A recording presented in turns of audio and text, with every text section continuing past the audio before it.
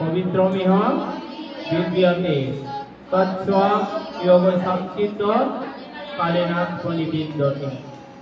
গীতায় এই 38 নম্বর শ্লোকে বললেন জ্ঞানের মতন পবিত্র এই জগতে আর কিছু নাই।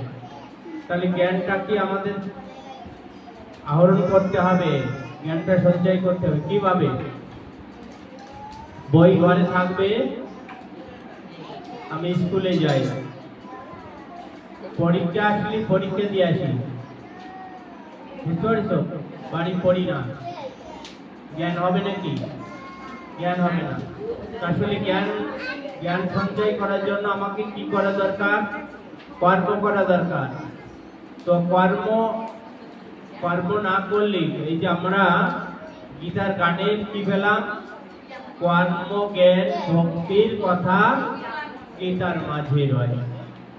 কর্ম জ্ঞান ভক্তির কথা, তিনটে কাণ্ড গীতার মধ্যে, তিনটে কাণ্ড রয়ে গেছে। একটা কর্মকাণ্ড, একটা জ্ঞান কাণ্ড, আর একটা ভক্তি কাণ্ড।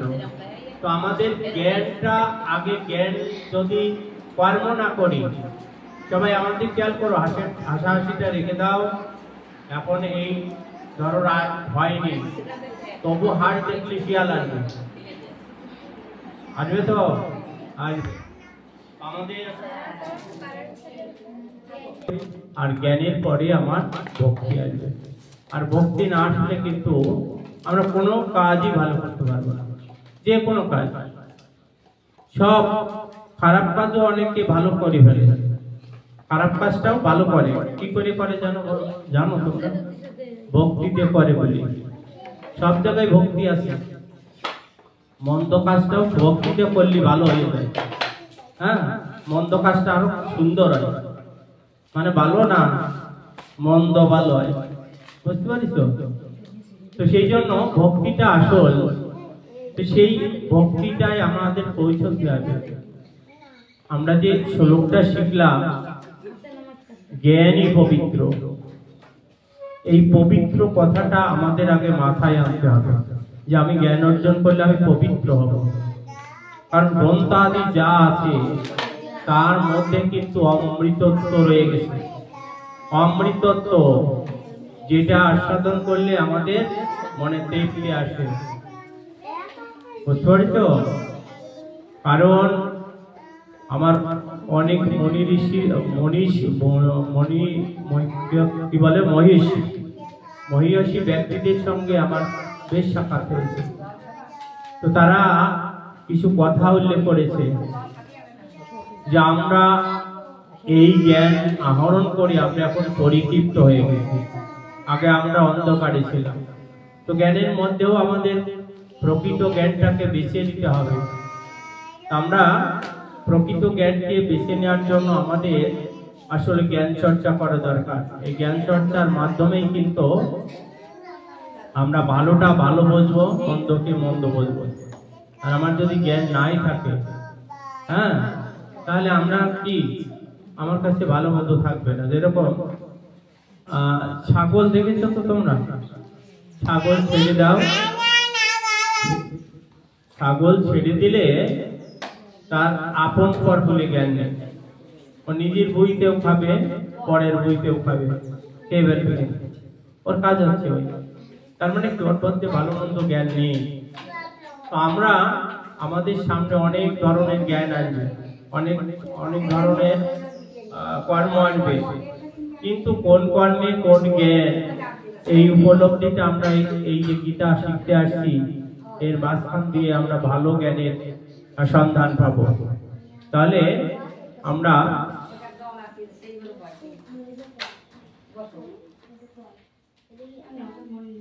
দ্বিতীয় অধ্যায়ে 47 নম্বর শ্লোকটা কি মনে আছে সবাই?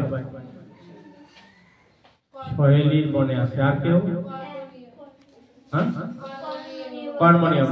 তো সবাই আমরা একসঙ্গে একটু বলে দিই তো।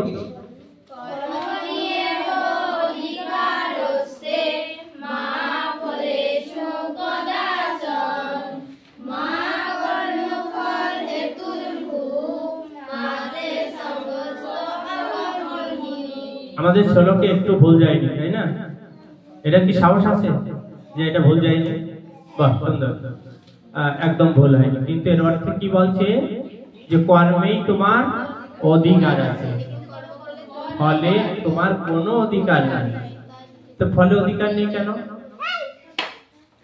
আমি কর্ম করলাম, সে তোমরা স্কুলে যাও, তো পরীক্ষা দেশো ভালো, তো স্যারদের কাছে যে বলতে পারে কি স্যার তো নাম্বার বাড়াই দেবেন, নাই ফেল হয়ে যাবে, বলতে পারে কি ভালো পরীক্ষা দিয়ে?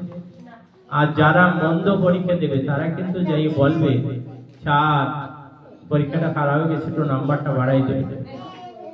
আর যারা ভালো পরীক্ষা দিল তারা কি বলবে? তাহলে আমার তো পরীক্ষা দিলাম, কর্ম করলাম, আমি ফল যদি ভালো কর্ম করি আসি, আমার ফলটা কি বন্ধ হবে? হবে না। তো এমনিতেই আমার ভালো ফল হবে, তাহলে আমি চাইতে যাবো কেন? চাই মুখ খারাপ করা না? হ্যাঁ, মুখ খারাপ করা। তো যাই হোক, আমি তোমাদের বলি যে এমন কি কোনো কর্ম আছে যে কর্ম ভগবানের কাছে কেউ কিছু চায় না, এরকম কোনো কর্ম আছে নাকি? আমরা কিন্তু চাই, তাই না? হে ঠাকুর, তুমি আমার এত অভাবে রেখেছো কেন? আমাদের অনেক টাকা দিয়ে দাও না, অভাবটা চলে যায়। আমরা বলি কিন্তু চাওয়া যায় না, আমরা বলছি, তারপরেও আমরা চাই। আমরা পূজা দিতে দিতে আমরা যদি ছাত্রছাত্রী হই, বলি ঠাকুর আমার পাশটা করে দিও, কিন্তু ভগবান বলছেন কি যে তুমি কর্ম করে যাও, ফল আমি দেব। আমার কি কর্ম করতে হবে? আমাকে ভাবতে হবে। আমি মন্দ কর্ম করলে যদি পাশ হয়ে যায়, তাহলে আমি মন্দ কর্ম করবো। আর যদি আমি বুঝি যে না, মন্দ ভাবে পড়াশোনা করলে আমি পাশ করতে পারবো না, তাহলে আমাকে ভালোভাবে পড়তে হবে। কথাটাই না? কথাটাই না। তাহলে আমাকে এইরকম ভাবতে হবে। তো দেখো, একটা উদাহরণ দিয়ে আসি, তাহলে তোমরা বুঝতে পারবে। ও বাবা, তুমি তোমার গান থামাই দাও, তোমার গান থামাই দাও।